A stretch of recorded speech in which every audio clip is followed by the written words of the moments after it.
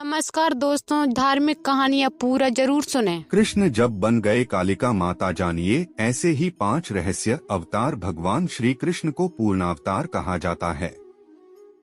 श्री कृष्ण का व्यक्तित्व जितना विवादित है उतना ही रहस्यमयी भी है।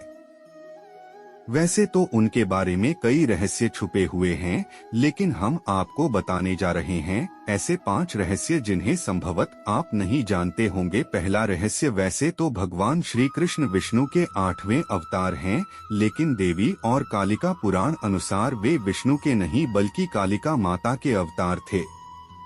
श्री कृष्ण की लीला स्थली वृंदावन में एक ऐसा मंदिर विद्यमान है जहाँ कृष्ण की काली रूप में पूजा होती है। उन्हें काली देवी कहा जाता है। यह भी मान्यता है कि जब राधा का विवाह अयंग नामक गोप के साथ होना तय हुआ था, तब व्याकुल होकर राधा कृष्ण कृष्ण पुकारने लगी थीं।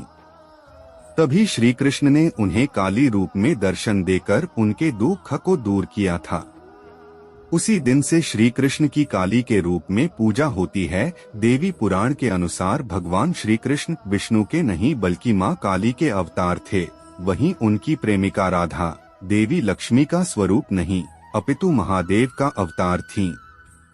देवी पुराण के अनुसार भगवान महादेव वृषभानु पुत्री राधा के रूप में जन्मे। साथ ही श्री कृष्ण की 8 पटरानियां रुक्मिणी, सत्यभामा आदि भी महादेव का ही अंश थीं। पार्वती की जया विजया नामक सखियां श्रीदाम और वसुदाम नामक गोप के रूप अवतरित हुई। देवी पुराण के अनुसार भगवान विष्णु ने बलराम तथा अर्जुन के रूप में अवतार लिया। पांडव जब वनवास के दौरान कामाख्या शक्तिपीठ पहुँचे तो वहां उन्होंने तप किया। इससे प्रसन्न होकर माता प्रकट हुई और उन्होंने पांडवों से कहा कि मैं श्री कृष्ण के रूप में तुम्हारी सहायता करूंगी तथा कौरवों का विनाश करूंगी। दूसरा रहस्य, भगवान श्री कृष्ण की परदादी मारिशा एवं सौतेली माँ रोहिणी बलराम की माँ दोनों ही नाग जनजाति की थीं। भगवान श्री कृष्ण की माता का नाम देवकी था। भगवान श्री कृष्ण से जेल में बदली गई यशोदा पुत्री का नाम एकानंशा था, जो आज विंध्यवासिनी देवी के नाम से पूजी जाती हैं। श्रीमद् भागवत में नंदजा देवी कहा गया है, इसीलिए उनका अन्य नाम कृष्णानुजा है। इसका अर्थ यह कि वे भगवान श्री कृष्ण की बहन थीं। इस बहन ने श्री कृष्ण की जीवन भर रक्षा की थी। इसे ही योगमाया कहते हैं। गर्ग पुराण के अनुसार भगवान कृष्ण की मां देवकी के 7वें गर्भ को योगमाया ने ही बदलकर रोहिणी के गर्भ में पहुंचाया था, जिससे बलराम का जन्म हुआ। बाद में योगमाया ने यशोदा के गर्भ से जन्म लिया था। इन्हीं योगमाया ने कृष्ण के साथ योग विद्या और महाविद्या बनकर कंस, चाणूर और मुष्टिक आदि शक्तिशाली असुरों का संहार कराया, जो कंस के प्रमुख मल्ल माने जाते थे। श्रीमद् भागवत पुराण में देवी योगमाया को ही विंध्यवासिनी कहा गया है, जबकि शिव पुराण में उन्हें सती का अंश बताया गया है। तीसरा रहस्य, भगवान श्री कृष्ण की मांसपेशियां बहुत ही कोमल थीं, परंतु युद्ध के समय वे उसे कठोर और विस्तृत कर लेते थे। इसलिए सामान्यत लड़कियों के समान दिखने वाला उनका लावण्यमय शरीर युद्ध के समय अत्यंत कठोर दिखाई देने लगता था। शरीर की यही विशेषता कर्ण और द्रौपदी के शरीर में भी थी। इसी तरह प्रचलित जनश्रुति के अनुसार माना जाता है कि उनके शरीर से मादक गंध निकलती रहती थी। इस गंध को वे अपने गुप्त अभियानों में छुपाने का उपक्रम करते थे। यही खूबी द्रौपदी में भी थी।